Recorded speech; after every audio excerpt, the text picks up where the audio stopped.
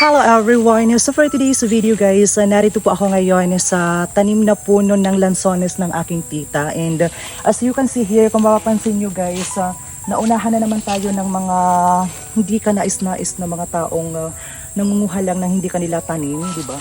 So dito meron ditong mga nalaglag na ng mga lansones here. So grabe, mga walang respeto po talaga yung mga taong ito.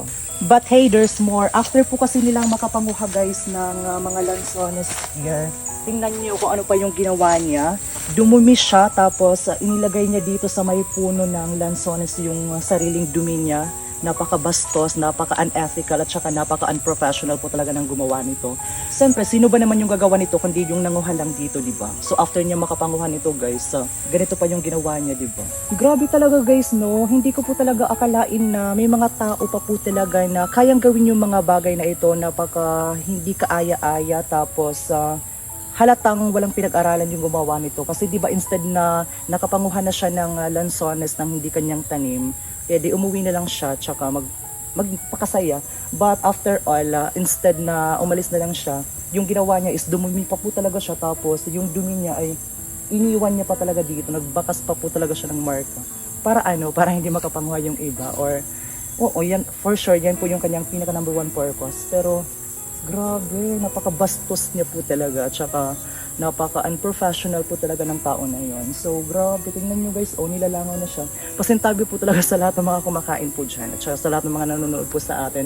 Pero I just wanna show you guys na nangyayari pa po talaga pala yung mga bagay na ito, na sobrang hindi siya kaaya-aya, tapos hindi naman siya dapat talaga ginagawa. Pero grabe yung taong kayang gumawa ng mga ganitong klaseng bagay, di ba?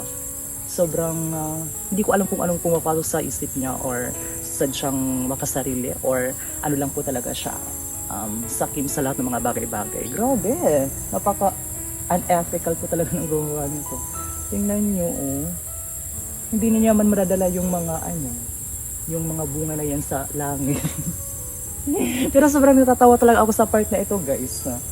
Grabe, napaka niya. For sure, yung gumawa nito may edad na. Kasi sa bakas ng kanyang iniwan, sobrang kinalat niya po talaga lahat ng mga dumi na nanggaling sa kanyang katawan. Sa puno pa talaga ng lansones. So kung ako yung puno na yan, for sure, kung nagkaroon lang ako ng chance na makagalaw, sinipa ko talaga yung tao na yun. Pero grabe, sa Lord na po talaga yung bahala sa kanya. Nakakalungkot yung tao, mga taong ganyan, di ba guys? Kaya sa inyo dyan, ano yung pinaka-opinion nyo sa mga bagay na ito? Kasi ako first time ko po talaga ito siyang guys, na-experience. First time ko ito siyang na-encounter in my whole life. Grabe. So just comment down below kung ano yung message nyo sa taong gumawa nito. Grabe, nakakalungkot po talaga. At saka as well as nakakatawa, at saka nakakadiri, at saka sobrang mixed emotion po talaga yung mararamdaman nyo kapag kayo yung nasa sitwasyon ko ngayon. Sobra, grabe. So, oh my God, he is so nakakaloka. Grabe talaga yung mga taong katulad nito. Sana kung nasaan man siya ngayon, I hope na he is doing great, and I know na yung gumawa nito is walang pinag-aralan, at saka for sure na basta God bless you more na lang talaga. Si Lord nang bahala sa kanya. So once again everyone, hanggang dito na lang po muna tayo. See you again on our next video kasi papaulan na po talaga. Bye-bye!